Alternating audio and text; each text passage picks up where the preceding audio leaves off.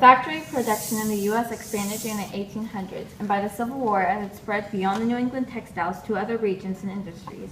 Several factors allowed the industry to grow so quickly in the United States. First of all, there are plenty of natural resources, including lots of forests, water, and mineral wealth, which were used to manufacture a variety of goods. Oil was one form of our mineral wealth, but it was very expensive and uncommon until Edwin L. Drake made a discovery in 1859, began drilling in Pennsylvania, and when he struck oil, it launched the oil business. There was also a great growth in the population between the years of 1860 and the 1900s, from 31.5 million people to 76 million, leading to a bigger need for goods. The improved transportation in the early 1800s, including steamboats, canals, and railroads, made it easier to ship the materials further, causing the business to boom.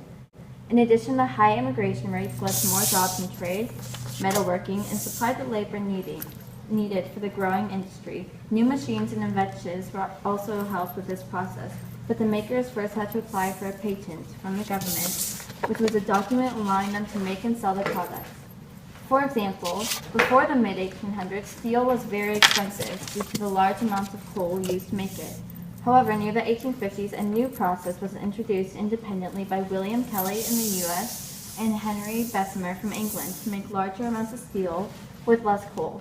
The Bessemer steel process, as it was now called, majorly cut the cost of steel and increased the nation's output by 500 times. This led to a large construction projects such as buildings, bridges, and rails to help expand the U.S. railroad. As steel grew in production, it began to replace iron and was used for other products, such as plows, barbed wire, nails, and beams for buildings. Many large businessmen saw the changes and began to create investments in the factories, and the government itself allowed land grants and subsidies to help them grow. The U.S. economy at the time went through many ups and downs, and these different cycles were called business cycles. During the industrial prosperities of these cycles, called booms, there were more investments and purchases. However, spending and investments decreased during the bad times, called busts. Long periods of busts were also known as depressions, and companies were forced to make fewer goods and fire more workers.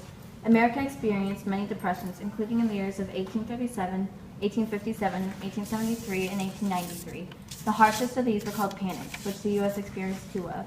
Overall, many factors in the 1800s led to the Industrial Revolution, and through its many booms and busts, new inventions were made that would change America forever.